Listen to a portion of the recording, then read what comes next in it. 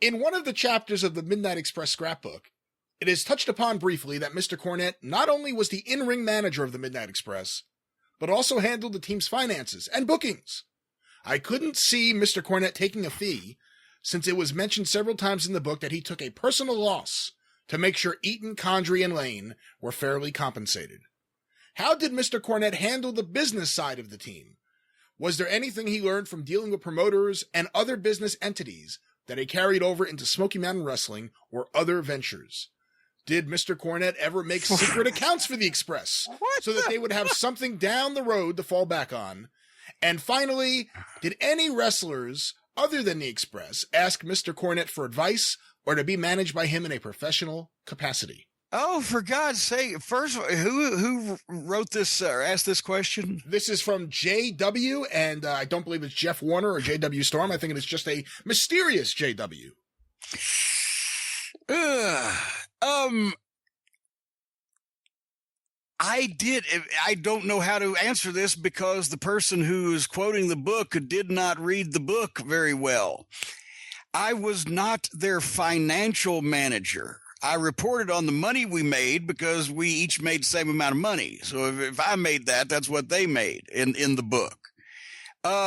But I talked about how I made the travel arrangements for the team and I kept track of where we were supposed to go and the rental cars and the hotels, etc. But at no time did I actually manage their, much less start any secret accounts for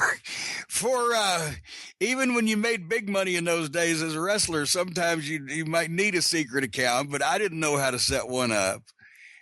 So I'm not sure, exactly the passages that this particular questioner is quoting. That's what I'm saying to you. That's one of the big rumors, that when you fell off the scaffold, you actually went to Switzerland to set up some bank accounts for the boys. Well, ixnay on the eel day.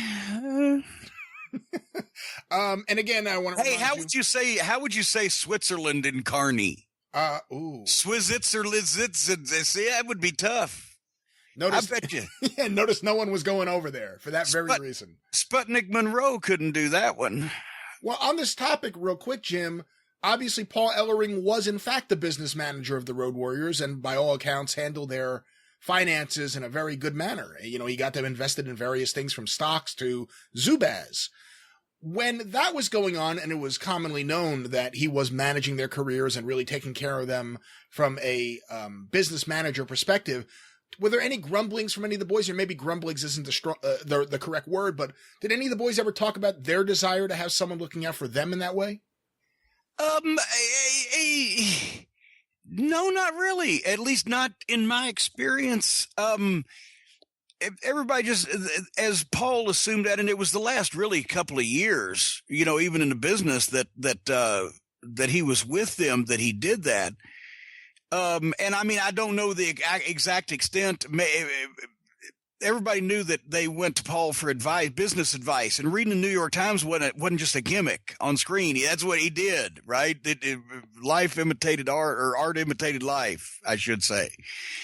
And I don't know whether he physically actually got their checks and put it in Road Warriors Incorporated and paid their bills and spent their money for them, or whether he just guided them as far as, hey, you guys should set up an account for yourselves. You should buy stock into this Zubaz, looks like a pretty good deal, and et cetera, et cetera. I think he was more of an advisor in that capacity, especially as much as, you know, those guys we were all on the road.